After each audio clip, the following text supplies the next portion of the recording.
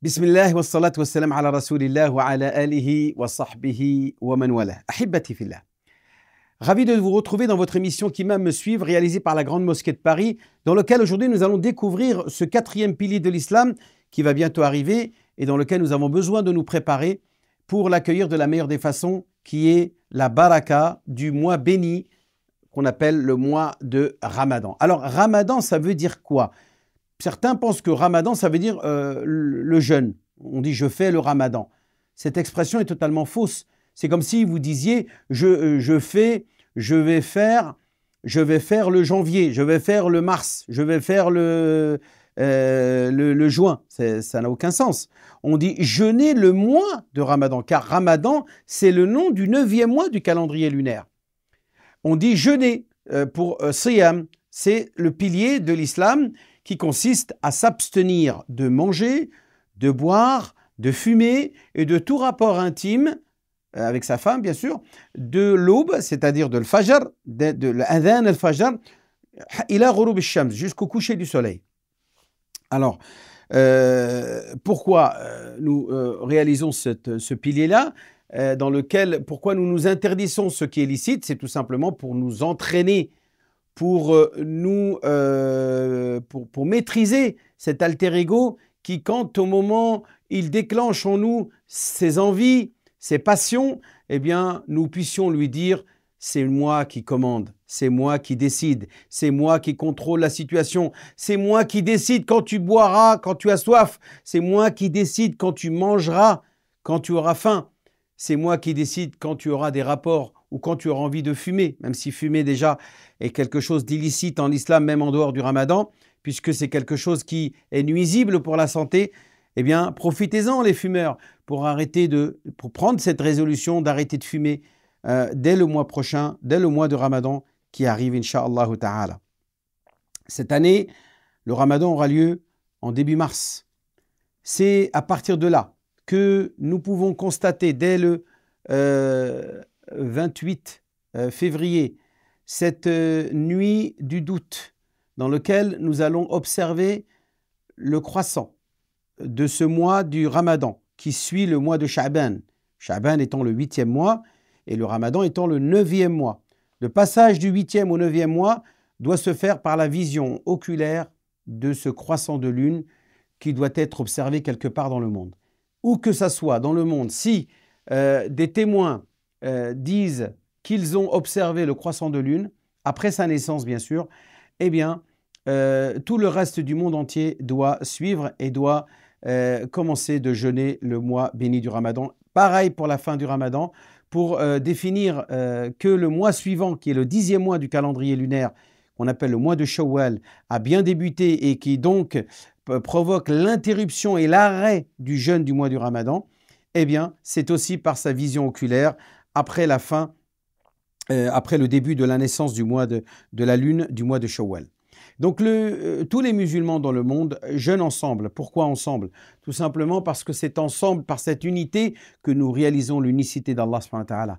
Nous faisons la prière ensemble, nous jeûnons ensemble, nous accomplissons le pèlerinage ensemble. C'est pour nous motiver, c'est pour promouvoir cette force collective, cette interactivité qui va nous motiver à imprégner dans notre cœur l'unicité d'Allah subhanahu wa ta'ala et d'avoir la foi encastrée dans notre cœur et obtenir d'Allah subhanahu wa ta'ala sa satisfaction. Car Dieu aime que nous nous aimions, que nous nous rapprochions les uns des autres. Il veut que nous soyons proches les uns des autres, et notamment dans la prière, comme il le veut aussi dans l'ensemble des rites, il le veut aussi dans notre vie quotidienne. Il veut à travers ces pratiques répandre la paix et l'amour entre les gens. Il veut répandre la solidarité et la fraternité. Il veut répandre le soutien collectif.